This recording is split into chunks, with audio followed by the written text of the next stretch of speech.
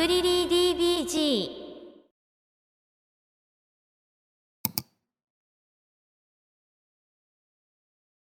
Since Tekken 8's release earlier this year, it has been a hard pill to swallow that Tekken 7 is essentially dead when it comes to its nearly decade-long run of community support and participation. This is a valuable trend that plagues the fighting game genre, that once a new iteration is released, its predecessor is deemed no longer worthy of playing, at least on a competitive level. And with Tekken 7 earning its stripes as one of the better balanced Tekkens, along with its online centricity when it comes to its main appeal compared to the rest of the series, it's even more bittersweet to see its once thriving epicenter becoming so forlorn. But that's not the only reason Tekken 7 stands out as one of the most sentimental titles in the franchise. It has always been imbued with a certain sorrowfulness since its inception. The title that preceded it, Tekken Tag Tournament 2, nearly put the franchise under with its underwhelming sales figures, exemplifying the franchise's trend of dwindling sales with each iterative release, and worse yet, marking as the nadir for Tekken's legacy. Therefore, Tekken 7 necessitated being developed on a shoestring budget, and with what I would have to assume was the mentality that this next project could very well be the series' last hurrah. This is not to undermine Tekken Tag Tournament 2's quality. It was a faithful celebration for loyal fans, especially through its single-player content, but its competitive scene suffered due to its overtly complex nature and its potential to bore onlookers with its drawn-out battles that was exacerbated by its higher-skilled participants. Skipping out on the offline content in favor of a robust online mode was Tekken 7's best possible move, breathing new life into the property. This was many people's introduction to Tekken, at least amicably, thanks to its fine-tuning and refinement, which proved itself to be the funnest fighting game to play no matter your level of expertise. As a result, it resonated so much more with its expanded player base. I'm sure this triumphant comeback wasn't Harada and team's expectations, though certainly their hopes. A sigh of relief must have been shared among the team after such a despondent development. But its general vibe seems to be that of a final gesture if its sales quotas were never to be met. Hints at 7 being potentially developed as a franchise's swan song are all the more apparent with the killing off of one of its longest running driving antagonistic forces, Heihachi Mishima, in the finale of its story mode, Mishima Saga.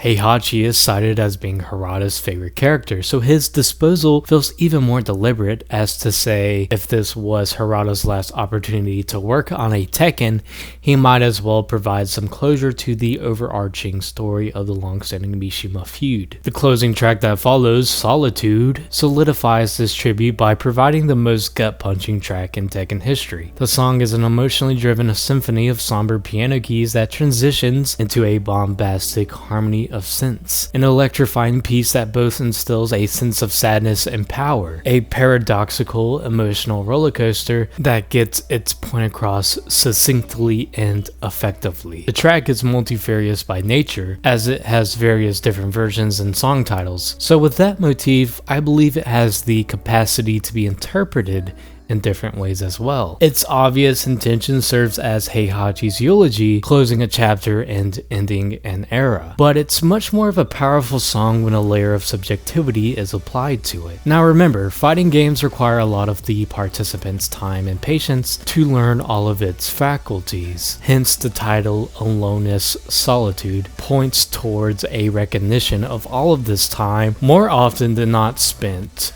alone, achieving such eminence and prowess once these players reach pro status. Whether this was intentional or not, it's still a nice sentiment to acknowledge its loyal player base for pouring everything into the game to achieve greatness. Because of Tekken 7's persistent popularity lasting from 2015 to 2023, this means the game was still active during the COVID-19 pandemic.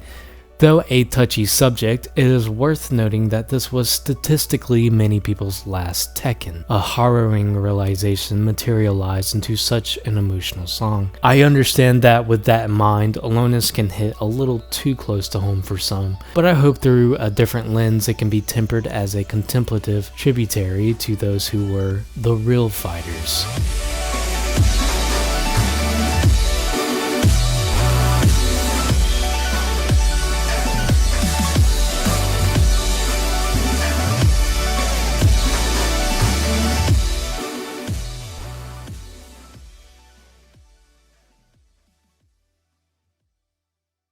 On a brighter note, Tekken 7's popularity also spawned the Tekken World Tour, a nifty international competition providing competitors with the opportunity to compete online and offline to take the crown as the King of Iron Fist. The last Tekken World Tour for Tekken 7 was in fact earlier this year.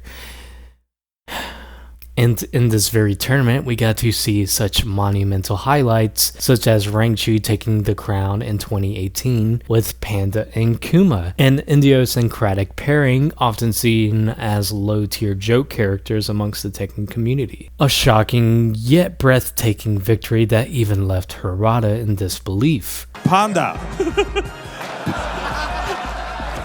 Panda!